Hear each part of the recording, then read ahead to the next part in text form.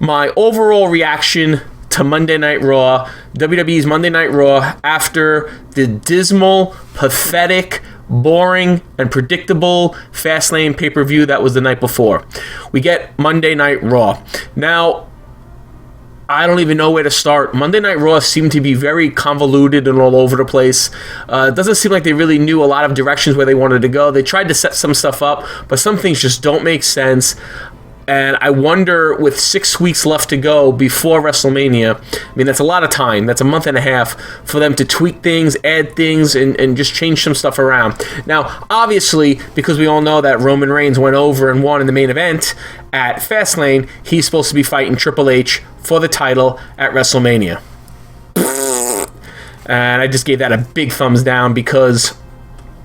One, Triple H is a 40-year-old man who barely wrestles. The last time he actually wrestled before the Rumble was at WrestleMania last year when he fought Sting, in a match that he should have really put Sting over, but he didn't because he's Triple H. So we get Triple H comes at 40 years old, wins the Royal Rumble. I mean, it should have been, the way they set it up, they should have had Ambrose win. I think the place would have popped. It would have been huge, but no, they went with Triple H. Shocker. Now they're setting up the 40-year-old supposed to be heel champion who gets bigger pops than most of the guys on the roster, which is sad, against the babyface Roman Reigns, who is anything but a babyface. He is booed, he is shoved down our throats, everybody's tired of him, and it's so evident when every time he comes out, the boos are so much louder than the cheers. He is obviously not a fan favorite of the WWE Universe, but Vince McMahon, Stephanie McMahon, and Triple H are going to continue to throw him and push him down our throats. And I guess as fans, because there's nowhere else to go, we just have to suck it up and take our medicine. So let's get into Monday Night Raw. I'm not going to go over the whole show. I'm just going to go over certain parts of it. First off, let's get with the beginning. So they start off, Vince comes out to award someone with the Vincent J. McMahon, his father, lifetime, I don't know, achievement award, some crap like that. And of course, he calls out Stephanie. Stephanie comes out, you know, all happy. The crowd is just booing her like crazy, which is good. It's good. She deserves the heat. She's good with the heat. But then, all of a sudden, Shane McMahon's music hits. Here comes the money! And then the place pops. And the place popped huge for about a good 10 minutes, it felt like. Chanting Shane O'Mac and just going crazy. You know, with the holy shit chants, like this is awesome chants, before he even said one word. But Shane O'Mac comes out looking much older than I last saw him. But he comes out... Still look good, though. Don't get me wrong. Comes out, he confronts Stephanie and Vince, and basically, long story short, he says that giving her the award broke the camel's back, or whatever was what broke the camel's back, and that years ago, him and Vince had an agreement. He helped Vince with something, and I don't know. Apparently, he wants control of Raw. Why wouldn't you just want control of the whole WWE is beyond me. Why would you just want Raw? I mean, are we going to start dividing shows again? Please no, because that was at the point when I gave up on the WWE back in the early 2000s when they did that whole brand split and they had the invasion crap. I was just like, peace, I'm out. So Shane comes out, him and Vince get in a confrontation, and they basically, it comes down to, now here's another confusing part, and maybe someone can explain it to me. Shane comes out and says that Vince owes him something because he helped him with something. I don't remember if they really got into what it was. But Vince then says, fine, what do you want? And Shane says, I want control of Monday Night Raw. But then Vince says, fine, if you win this match at WrestleMania. Now, one, if someone owes you something, why do they have to do something you want them to do to get what you owe them? You owe it to them. Just give it to them. He should just say, fine, Raw is yours. But no, they set up, okay, so Shane's going to fight at WrestleMania. So you're thinking, okay, who's he going to fight? Is he going to fight his dad? Is he going to fight Stephanie, which would be amusing, brother versus sister? He's going to fight The Undertaker. What? The Undertaker? Oh, wait. It gets better. In a Hell in a Cell match. Wow. Shane McMahon versus The Undertaker in a Hell in a Cell match. Now, you think of that and you go, okay, Shane O'Mac, Shane back in the day when he wrestled, he wasn't a great wrestler. He wasn't a wrestler, but he was an entertainer. He put his body on that line for a dude that is inherited in the WWE and is probably worth millions and millions of dollars. That kid went out there and he busted his ass when he did wrestle. So if him and The Undertaker actually did wrestle at WrestleMania, granted they are both much older now, but they probably could put on a very entertaining match, especially in a Hell in a Cell. I could see Shane taking some sick bumps, which would make you hold your breath because he is older, and plus he's a billionaire or millionaire, whatever, probably millionaire. His father's the billionaire. Why take the risk? But okay, but I'm still sitting here scratching my head like, why does The Undertaker want to do that? Like, what does The Undertaker get out of that? And really, I mean, are they going to make changes of that? Maybe. Do I think Shane versus Undertaker is going to happen? Personally, I do think they're going to stick with it. But they might make altercations to it. You know, they might make some changes. Who knows? But Shane agrees. He goes, okay, fine, I'll take it. Now, here's my thing if they did actually wrestle at WrestleMania. Why bring Shane back if it's only going to be for a 6-month span to have him lose The Undertaker and never be seen again for years? I would think you're bringing him back because maybe you guys do realize that the ratings are horrible, the storylines are boring and predictable, NXT is way more entertaining than the WWE, but you have the talent in the WWE to make it very entertaining. Granted, there are a lot of injuries for certain, Cesaro and Nikki Bella and who else you got? Sheamus is injured, Wade Barrett, there are injuries, but they do have a lot of talent still on the WWE roster to make that a very competitive, fun show. So, are they bringing him back to Raw to mix it up, to shake it up, to change things? Then, in that case, I would think he has to go over on The Undertaker. But The Undertaker's only lost once at WrestleMania, and that was to the Beast, Brock Lesnar. Are they going to actually have The Undertaker lose to Shane McMahon at WrestleMania? Shane McMahon? Because to me, I mean, if Shane McMahon beats Undertaker, I mean, then why didn't Bray Wyatt beat him? Why didn't CM Punk beat him? Why didn't Shawn Michaels beat him both times? These were actual really good wrestlers. I don't know. It was very confusing. We'll see what they're going to do. I don't know. It was cool to see Shane O'Mac back. It was a nice little refreshing breath of fresh air. That's what I'm trying to say. It was a breath of fresh air. It was very refreshing to see his face back. I haven't seen him in ages. I know because I haven't been... I just got back into it the last year and a half, 2 years. So I haven't seen him in ever. And it was really good to see him back. Always liked him. And I'm curious to see what he does with this whole storyline. So they set that up. Another match they set up is, and there were rumors for months going on about who Brock Lesnar's opponent was going to be at WrestleMania. There were rumors it was going to be Braun Strowman. There were rumors it was going to be Bray Wyatt. They didn't even acknowledge the whole Bray Wyatt and the Wyatt family feud with Brock Lesnar. That just seems to have disappeared after WrestleMania. So they all teamed up on the Brock Lesnar, eliminated him from the Raw Rumble. He didn't win his WWE Championship back, and he's just fine with that. They all just went their own ways. Brock went to go feud with Dean and Roman, and the Wyatts went to go feud with Gilbert, and Slow and Slower. I don't know. I don't know what happened there. They dropped that whole storyline. I hate when they do that. Just at least try to get it written off somehow. So Brock Lesnar is going to be fighting. They set up Dean Ambrose. Again, here's another confusing thing I don't understand. I know they want to build Dean Ambrose up as like this never quit little guy that just keeps fighting. And he's not little. I mean, he's a pretty tall dude in shape. But, compared to Brock Lesnar and Roman Reigns, he looks smaller.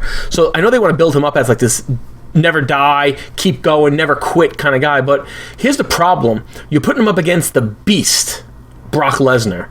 No matter who you put up against Brock Lesnar, they're going to be booed because everybody loves Brock. He is he's just an enigma that when you hear that music start, just that opening riff of that music, the place pops because it's Brock Lesnar. You never see him too much.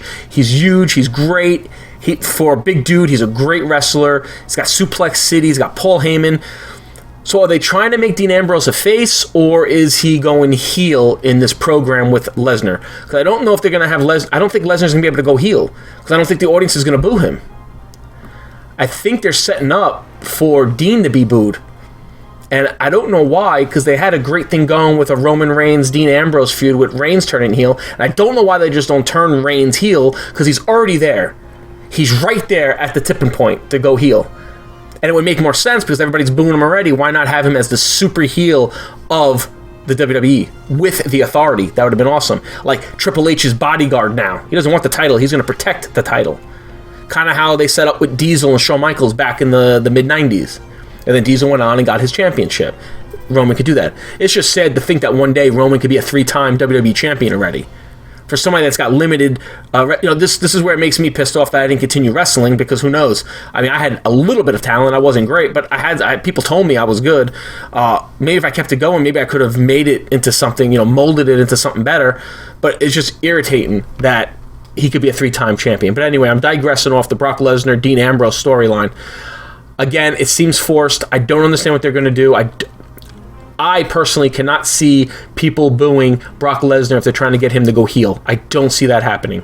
Absolutely 100% not. I won't boo Brock Lesnar. I love Brock Lesnar. I love Suplex City. I love his look. I love the tattoos. Paul Heyman. Just when Paul Heyman opens his mouth and you know what's coming. My name is Paul Heyman. It's awesome. And I guess they want Dean to go heel, because if Dean starts coming in and attacking Brock and interrupting matches or just getting the upper hand on Brock, the audience is going to boo Dean Ambrose. They're going to cheer for a while, but they're eventually going to start booing because they're going to want to see Brock Lesnar just kick his ass. That's what's going to happen. I know they're trying to recreate, it seems like they're trying to recreate Daniel Bryan in Dean Ambrose, but Dean Ambrose is no Daniel Bryan. Daniel Bryan was a great wrestler, a great entertainer. He had charisma. Dean Ambrose, yes, has charisma, is an okay wrestler, but if you watch a Dean Ambrose match, now I've always said I'm not the biggest Ambrose fan, but if you watch a Dean Ambrose match, it is the same. 5 moves he does in almost every match. He does the elbow drop with a standing opponent. He does that stupid I can't stand move where he bounces off the middle rope and then comes back with a clothesline. He has his, his finishing move, Dirty Deeds, whatever. What else? He's got a couple other ones. I don't know why. Oh, the dive through the ropes. These are givens. Now, I know other wrestlers do that too, but they mix it in. I mean, if you watch Kevin Owens, yeah, he hits some of the same moves, but they're set up perfectly. He sporadically brings other stuff into it. I mean, I don't know what they're doing, but we'll see. Brock Lesnar versus Dean Ambrose, a street fight, which makes it even worse. Like, I don't know. Whatever. Then we got, let's get into the main event. They had Sheamus come out and wrestle Roman Reigns. Yeah.